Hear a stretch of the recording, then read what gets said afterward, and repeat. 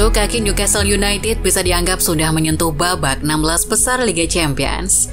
Menjelang pertandingan pemungkas fase grup, Newcastle memang berada di ujung tanduk dengan masih tertahan di peringkat 3. Namun, segala prediksi, modal, dan rekor berpihak kepada The Magpies. Pasukan Eddie Howe hanya butuh sedikit dorongan untuk melangkah ke fase gugur. Berbeda dengan PSG yang harus menantang tuan rumah Borussia Dortmund, apalagi AC Milan yang menjadi lawan pemungkas mereka. Situasi memang menguntungkan The Magpies. Kemenangan dengan skor berapapun akan memastikan mereka menemani Dortmund ke fase gugur. Newcastle unggul agresivitas gol dari Milan dan unggul head-to-head atas PSG. Tentu syarat lainnya adalah PSG gagal menang dari Dortmund yang tampaknya memang sulit terwujud. Selain itu, Milan yang jadi lawan mereka punya rekor buruk di laga away ke tanah Inggris. Milan hanya memenangi 1 dari 21 laga terakhirnya di Inggris dalam kompetisi Eropa. Terakhir kali Milan menang di Inggris adalah saat menang 1-0 atas Manchester United di Old Trafford pada Februari 2006. Hari pertandingan pun tiba dan Dewi Fortuna terlihat berpihak kepada Newcastle yang langsung mengepung Milan sejak peluit dibunyikan. Hingga akhirnya, Joelinton memecah kebuntuan di menit ke-33. Keunggulan 1-0 bertahan hingga turun minum. Sementara di laga lainnya, Dortmund dan PSG tengah bermain imbang 0-0 hingga babak pertama usai. Meski skor di laga tersebut berubah menjadi 1-1 di menit ke-56, Newcastle masih aman sebab Milan masih menemui kebuntuan. Namun, situasi berubah setelah Milan mendapat gol penyama kedudukan saat laga berjalan 1 jam. Di titik ini, Newcastle masih diuntungkan. Mereka memang gagal mengkudeta PSG, tetapi setidaknya bakal mendapat jatah tiket Liga Eropa jika mampu mempertahankan skor. Namun, intensitas mereka menurun tajam. Momentum berpindah ke Rossoneri hingga gol pemain pengganti Samuel Chukwueze di menit ke-83 memupus semua harapan The Magpies. Mereka tak hanya tersingkir dari UCL, tetapi juga tersingkir dari kompetisi Eropa musim ini. Tersingkirnya Newcastle United dari Liga Champions musim ini memang sudah diprediksi semua orang. Meski mereka bukan tim debutan, tetapi sudah 20 tahun berlalu sejak Newcastle terakhir kali berlaga di UCL. Suntikan dana tak berseri dari Arab Saudi juga belum mengubah skuad Newcastle sepenuhnya. Ditambah lagi, hasil undian fase grup menempatkan Newcastle United di grup neraka bersama PSG, Borussia Dortmund, dan AC Milan. Di titik ini, harapan Newcastle tak muluk-muluk. Perjalanan di UCL musim ini akan jadi pengalaman yang sangat berharga. Akan tetapi, ada suatu masa di mana para pendukung The Magpies lupa daratan. Benih kesombongan sempat tumbuh setelah tim kesayangan mereka mampu memetik 4 poin. Hasil dari menahan imbang AC Milan di matchday pertama dan khususnya usai melibas PSG 4-1 di matchday kedua. Begini doang grup mereka. Begitulah sesumbar yang dilontarkan oleh beberapa pendukung karbitan The Magpies. Newcastle yang tadinya mengincar pengalaman mencoba untuk all out agar bisa mendapat hasil yang jauh lebih baik. Singkat cerita, kesombongan tersebut kini seharusnya membuat fans karbitan The Magpies malu. Newcastle gagal memanfaatkan keuntungan yang amat besar di Liga Pamungkas fase grup. Kehilangan fokus menjelang laga berakhir harus dibayar dengan tersingkir dari kompetisi Eropa musim ini. Situasi serupa sebenarnya sudah terjadi di matchday kelima di kandang PSG. Keunggulan Newcastle yang sudah terjadi sejak menit ke-24 sirna usai PSG mencetak gol penyama kedudukan di menit ke-98. Newcastle boleh-boleh saja merasa telah dirampok oleh keputusan kontroversial wasit yang memberi PSG hadiah penalti di menit ke-98. Namun, bagaimana jika mereka bisa mencetak 1 gol tambahan atau mempertahankan skor hingga laga selesai?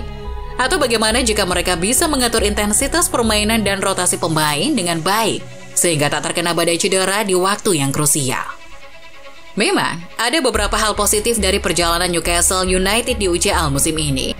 Meski terjebak di antara raksasa Eropa yang sudah rutin bertarung di panggung internasional, Newcastle mampu memberi perlawanan tangguh.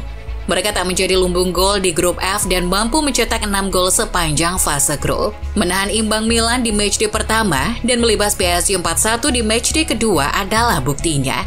Secara keseluruhan, penampilan Newcastle tak mengecewakan. Akan tetapi faktanya, tersingkir dari UCL musim ini akan memberi Newcastle dampak negatif yang lebih banyak.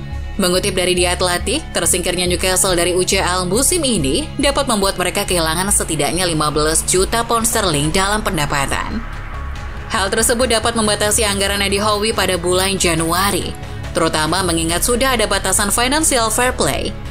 Tersingkir dari UCL memang akan membuat Newcastle terhindar dari jadwal padat di tengah pekan dan bisa mengalihkan fokusnya di Premier League. Fakta ini disambut positif oleh beberapa pihak. Namun, fakta ini harusnya juga membuat mereka malu. Pertama, ini membuktikan kalau Newcastle United gagal mengatur jadwal mereka yang padat. Tersingkir dari UCL memang sudah diprediksi oleh banyak pihak. Namun, mereka meraih hasil negatif tersebut dengan luka yang begitu dalam. Selain performa di liga yang inkonsisten, jadwal yang padat membuat banyak pemain Newcastle tumbang karena cedera. Di laga melawan Milan saja, ada 7 pemain yang absen karena masalah cedera yang berbeda-beda. Kedua, tersingkirnya Newcastle dari UCL musim ini telah mencoreng pamor Premier League. Dalam 20 tahun terakhir, Premier League setidaknya mampu mengirim minimal 3 wakilnya ke babak 16 besar. Hanya di musim 2012 dan 2013 saja, Premier League mengirim 2 wakilnya ke fase gugur. Kini capaian buruk tersebut terulang usai Newcastle menemani MU yang sudah lebih dulu angkat kaki. Tersingkirnya Newcastle dan MU juga mengancam koefisien Premier League di UCL. Musim depan, UCL akan menerapkan format baru. Format baru tersebut membuat 2 liga dengan koefisien terbaik akan mendapat jatah 5 tiket ke UCL musim depan. Saat ini, Premier League memang masih memimpin. Namun tersingkirnya Newcastle dan MU telah membuat mereka beresiko disalip La Liga dan Serie A. La Liga yang berada di peringkat 2 masih punya 6 wakil di fase gugur 3 kompetisi Eropa musim ini. Serie A yang berada di peringkat 3 masih punya 7 wakil dan Bundesliga yang berada di peringkat 4 masih punya 6 wakil. Selain itu, Newcastle saat ini berada di luar zona Liga Champions. Konon, lebih mudah lolos ke babak 16 besar UCL ketimbang mendapat tiket UCL dari jalur Premier League. Jika nanti terbukti, Newcastle bakal menyesal telah menyia-nyiakan kesempatan bertanding di UCL musim ini.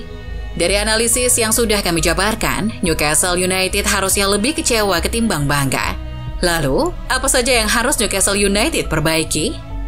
Pelajaran pertama dari perjalanan Newcastle United di UCL musim ini adalah kebutuhan akan skuad yang lebih besar dan dalam, seperti kata Eddie Howe. Nilai dari skuad yang pertama dan terutama, itulah yang membuat kami terekspos. Fakta bahwa kami tidak memiliki kemampuan untuk memanfaatkan skuad yang telah kami ciptakan. Kami menjalani laga-laga dengan kemampuan yang sangat terbatas dan itu tidak membantu kami. Newcastle boleh lebih kaya dari Milan dan Dortmund, tetapi secara skuad Newcastle bisa dibilang rookie di Liga Champions musim ini.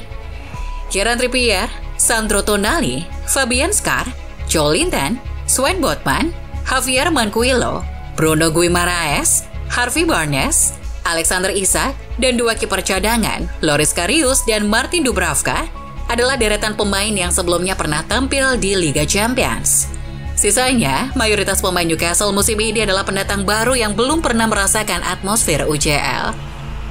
Pelajaran kedua adalah mengatur jadwal dengan bijak, termasuk bagaimana saat bertanding di atas lapangan.